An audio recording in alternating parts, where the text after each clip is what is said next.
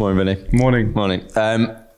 It's the final game of the season. It seems to have come around like that. What are your thoughts and feelings heading into it against the Cardiff City side, who are now safe as well after last night's event? Yeah. I think it's got So from the two sides now, all of a sudden we're the one who's definitely we definitely want to win this game. For us, it's an important game.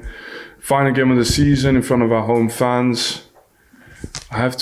Is there a trophy lift? There's a trophy list, right? Okay, so trophy list on top of it. We're wanting to make a good day out of it. Yeah. And obviously, in terms of team selection, it's a one last chance for the players in your squad to impress you and for you to see what you have at your disposal ahead of next season. Yeah, but I think this game will, obviously we've got a couple of players that we definitely want to give. I think it's no secret that Barnsley will have an important. Will be an important figure for that game, and some other players. So we just want to be strong, and we just want to make sure as well that this game probably goes to the players who've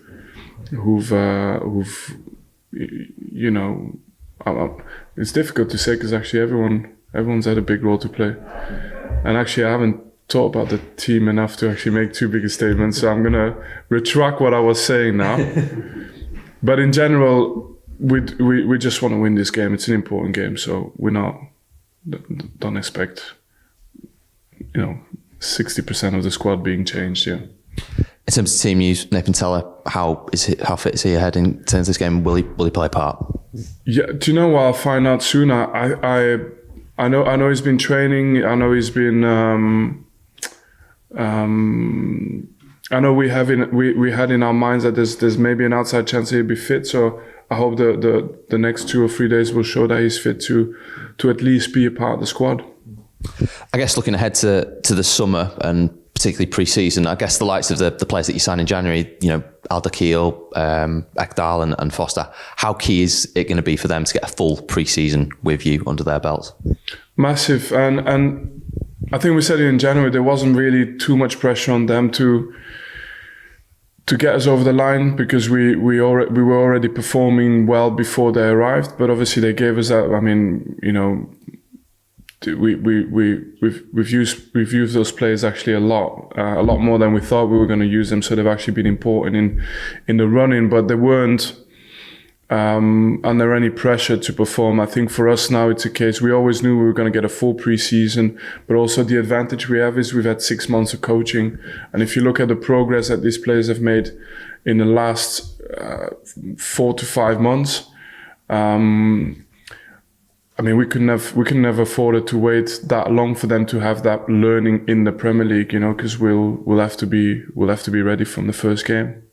In terms of your summer business, how keen are you to hit the ground running? And I guess in an ideal world, would you like the bulk of your squad, or if not all of the squad that you're going to use in the Premier League, would you like that done by the time you come back for pre-season? Yeah, that's every manager's dream. Going to pre-season with a full squad, every piece of business done and completed is just not going to happen. So the five loans immediately are the ones that we lose. So like I said before, I think conversations have been ongoing to see whether some of them we can actually keep for longer at the club. We're having those discussions with the clubs, the respective clubs, and then we still have to strengthen in certain positions. So, but that's been happening behind the scenes. So we're really putting a lot of time into that.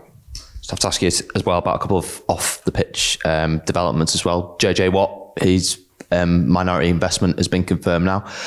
How important do you see that being? And it's always good to get more investment into the club, isn't it? Yeah, especially, if you look back at 12 months ago, to now be in a position where people are wanting to invest, people are wanting to bring this club further forward. So, it just keeps bringing in positive news and positive energy. And I'm sure in some shape or form it'll help a little bit with a player here and there. So for us, it's all good news at the moment, and it's been a real priority for us to make use of the time that we've got to really plan for next season, to really get that sorted.